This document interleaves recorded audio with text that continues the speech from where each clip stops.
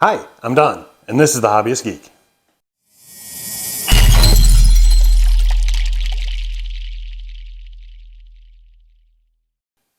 Welcome back! This is part 3 of our Shockwave build. If you guys have been around for parts 1 and 2, you know that we've got this wonderful build so far with the legs and torso. Today we're going to be doing the arms, accessories, and the final assembly. We're going to be finishing him off today. I can't wait! So how about enough talking from me? And let's get right into it!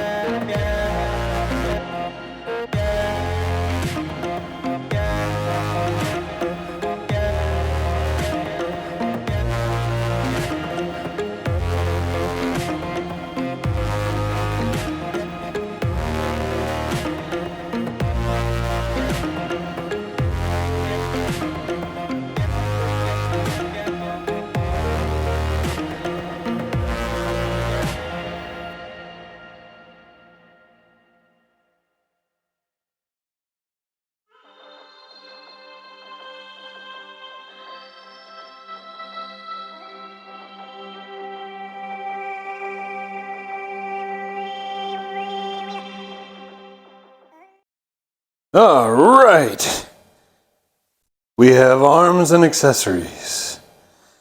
I gotta tell you, these things are beautiful. I mean, look at the detail.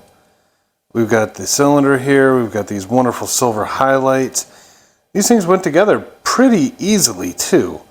The fist is a little bit blocky, but you know what? Not bad. Not bad at all. We've got some nice venting here. These more silver pop-out details. This is actually a laser etched and painted little gear that's in there. I love this little inset to make it, I don't know, stand out a little bit more. Some nice yellow highlights over on the elbow. It's mostly laser etched and you know, a little bit of red highlight and paint, but we do have the little gear, the little yellow highlight. Wow, my tongue stopped working there. This bicep here actually went together really well. This is almost all one piece, and the way it folded together was really unique. I absolutely love the engineering on this thing. This was actually really cool. Little mesh here, and he says Shockwave on the back of his shoulder. Same thing on the other arm too, so that's 4 places, if you count the legs, where you got his name engraved on his body, but in a hidden area, on his back or underneath. And let's just take a second to think about the kind of attitude you must have to tattoo your own name on your body in 4 separate places. Cool, but a little psychotic. This detail here with these little rounded bits and then the piping coming down, I don't know why, but I really enjoyed this. I actually enjoyed putting it together too. That was actually really nice. We've got this excellent textured and layered detail here for the top of the shoulder, and some painting here on the joint. All in all, I mean, this is a beautiful arm. This arm is almost the same until you get to the forearm here, where you've got a little magnet place for the hose. You got some venting here and a nice little yellow highlight.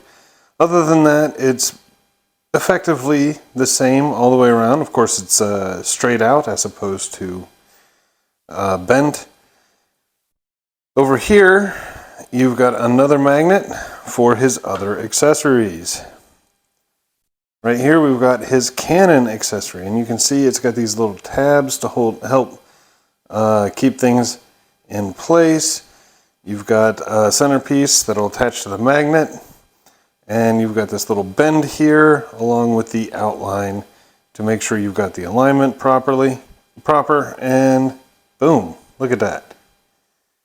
That is gorgeous.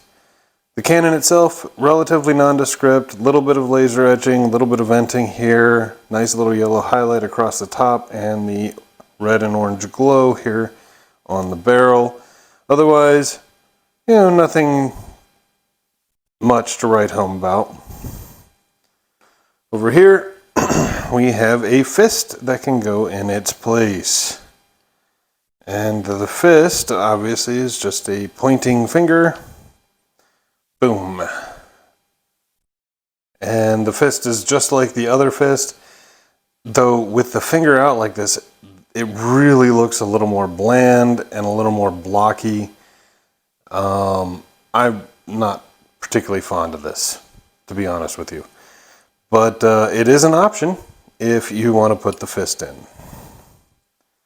This cable was a pain to put together.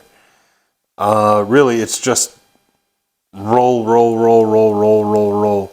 It's really tedious, really annoying, and the end result, I mean, it kind of looks like a hose, so not bad. And if you do it right, it'll slide. Whoop, magnet caught the gun. It'll slide right in to there, and obviously the other end will go into his backpack, and you'll have your little hose. But this is obviously completely removable, so if you don't want to display him with the hose, you don't have to. But let's say we get the rest of the body out. We'll throw all this together and take a look at the completed boy.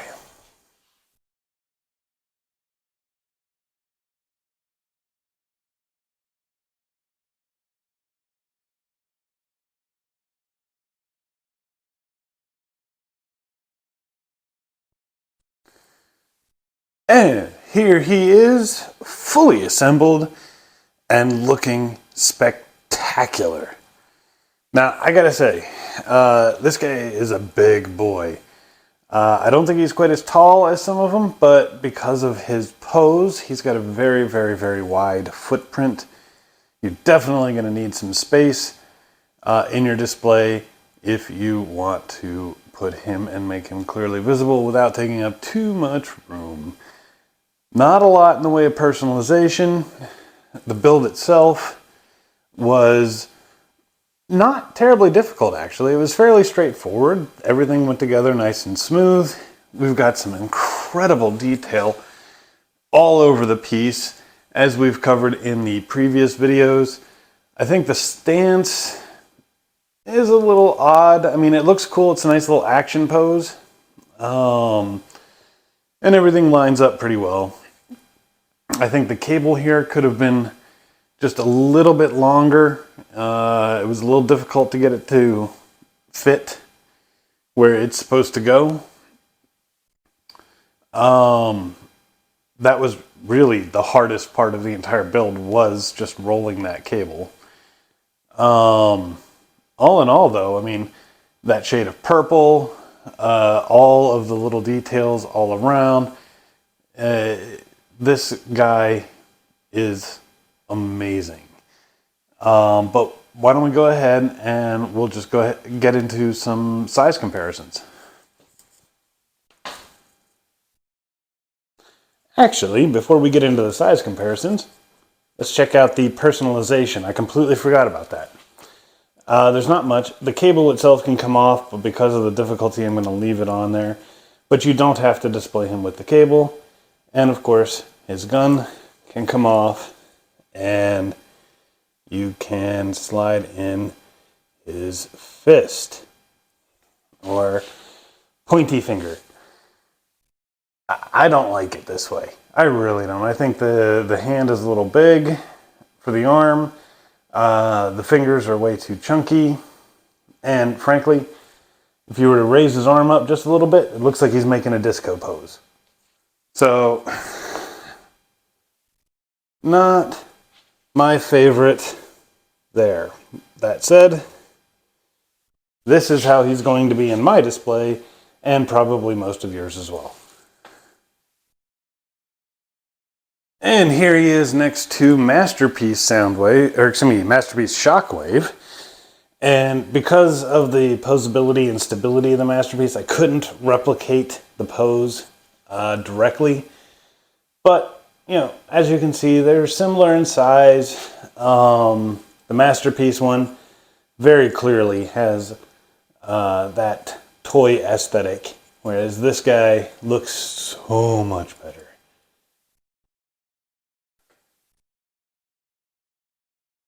And here he is next to the Metal Earth Terminator and Darth Vader. And as you can see, I mean, he doesn't really dwarf them in terms of height, but he absolutely dwarfs them in terms of size. And I mean, he looks absolutely incredible. And for a final comparison, here he is next to the Mu Model Jazz and Soundwave. Because of Shockwave's pose, he's kind of right there in the middle in terms of height, though it looks like if he were to stand up straight, he would be right about the same size as Soundwave, maybe even a little bit taller. He absolutely fits in with this collection. I can't say enough good things about this Mu Model G1 collection. It is amazing. There's unfortunately not very many pieces left to do, but we'll keep going through them until we finish them all off. I really hope you liked the video. If you did, please remember to like, share, and subscribe, and we'll see you next time. Have a great day.